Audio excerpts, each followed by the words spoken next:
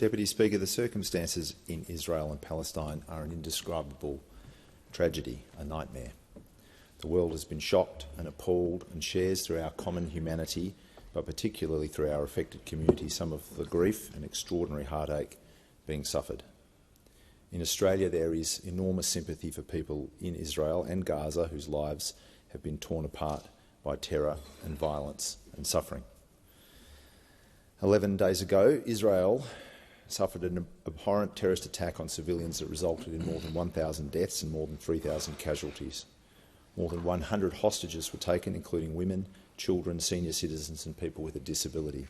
That is unconscionable, and they must be released without condition immediately.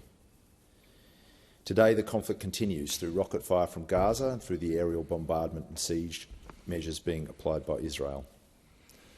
There shouldn't be any argument about the widest expression of sympathy and compassion for all those affected by this violence. There shouldn't be any argument about the widest calls for an end to the violence.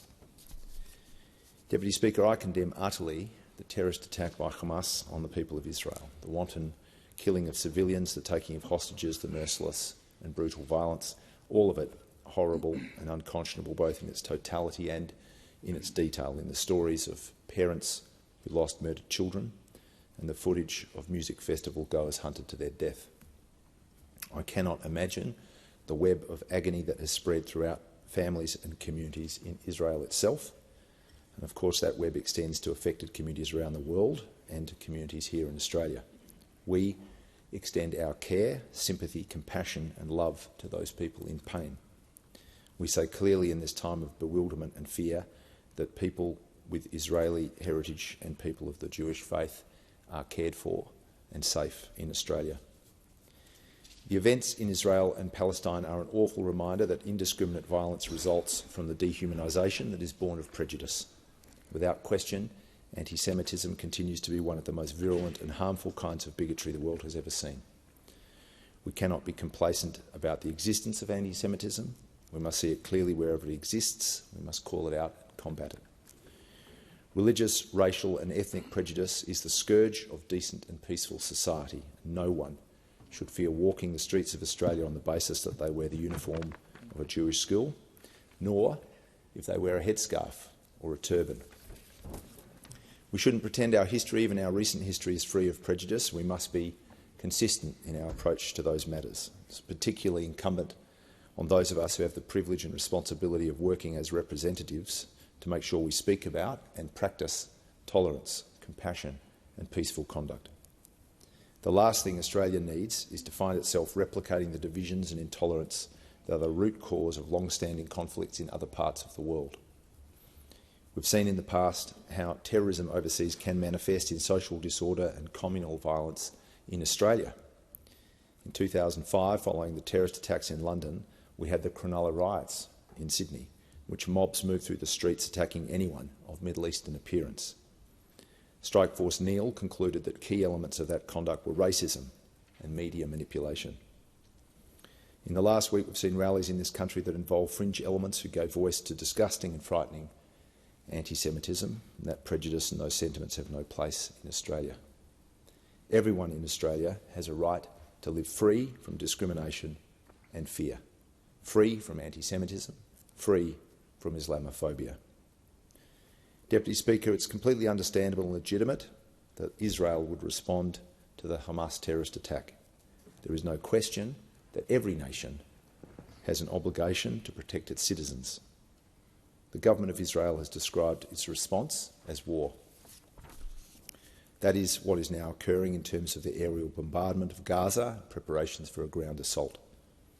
The practice of war is subject to international law and to the broader principles of humanitarian conduct. No country alone determines whether it is acting in observance of those laws and principles. Indeed, whenever violent conflict occurs, it is the role of all nations to uphold and assert international law and the standards of humanitarian conduct. When the Leader of the Opposition says there should be no calls for restraint in relation to violence directed at those who have shown no restraint, he appears to be saying that in such circumstances anything goes. And that is wrong. It's a statement that appears to ignore the fact that in every war the greatest suffering is borne by innocent civilians, and that is the case right now. More than 1,000 civilians were killed in the attacks by Hamas. More than 2,000 civilians have died already in Gaza as a result of the aerial bombardment by Israel. That is why urging restraint is always right and always necessary. That is why Australia urges restraint by all involved in violent conflict, including in the present conflict in Israel and Palestine. The United States has urged restraint. The United Nations has urged restraint. Deputy Speaker, I join with my fellow parliamentarians in saying that we reject and oppose and fight against terrorism not only because of the awful harm it does, but because of the inhumanity it represents. We define ourselves and our values by rejecting that kind of conduct. We reject barbarism. We reject the indiscriminate suffering of civilians. We oppose and must condemn any conduct that amounts to collective punishment, not least because it is a breach of international law.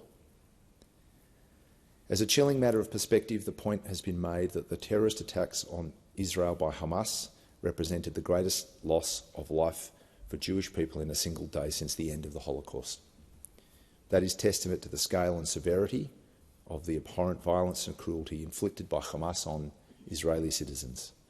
It also acts as a bitterly dark reminder that Hamas is guided by a doctrinal bigotry against people of the Jewish faith, and that context is pertinent. But as civilians in Gaza now suffer the response to those attacks, their circumstances cannot be without context. Civilians in Gaza already exist in a trapped and desperate position, without adequate health services and basic social infrastructure, without medicines and other basic goods, without freedom of movement or escape. The Palestinian people as a whole already exist under a form of blockade or occupation, and that occupation is illegal. All Palestinians are, as it stands, prevented from achieving the just and legitimate ambition to exist peacefully in a state of their own. Deputy Speaker, last night the Al-Ali Arab Hospital in northern Gaza was bombed. It's estimated that more than 500 people have been killed. This is the statement from the World Health Organization. The WHO strongly condemns the attack on Al-Ali Arab Hospital in the north of the Gaza Strip. The hospital was operational with patients, health and caregivers and internally displaced people sheltering there. Early reports indicate hundreds of fatalities and injuries. The hospital was one of 20 in the north of the Gaza Strip facing evacuation orders from the Israeli military. The order for evacuation has been impossible to carry out given the current insecurity, critical condition of many patients and lack of ambulances, staff, health system bed capacity and alternative shelter for those displaced. WHO calls for the immediate active protection of civilians and healthcare. Evacuation orders must be reversed. International human law must be abided by, which means healthcare must be actively protected and never targeted. Deputy Speaker, half of the population of Gaza are children. Are 1 million children going to be consigned to a life in a coastal strip that has been levelled to the ground? Deputy Speaker, this Parliament is expressing its deepest sorrow, sympathy and support for the people of Israel and for people of Israeli and Jewish heritage around the world, but especially here in our Australian community in the aftermath of an extraordinarily awful terrorist attack. And we express our heartfelt sympathy and concern for the Palestinian people in Gaza and for Australian Palestinians who are watching their family and friends struggle for survival. In recognition of the humanitarian crisis in Gaza, which comes on top of the significant disadvantage that existed before the war commenced, the Australian Government on Saturday committed $10 million in additional assistance, noting that our contribution to the vital work of UNRWA was doubled in September. Deputy Speaker, in the weeks ahead we should urge a cessation of violence and a return to peace at every opportunity.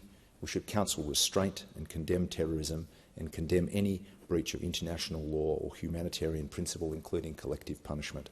And we must, here in Australia, reject the taking of sides and the fomenting of prejudice and division, reject and respond firmly to any hate speech or racial and religious discrimination, and practice, all of us, every day, practice in speech and conduct, moderation, tolerance, compassion and support for social cohesion, harmony and peace.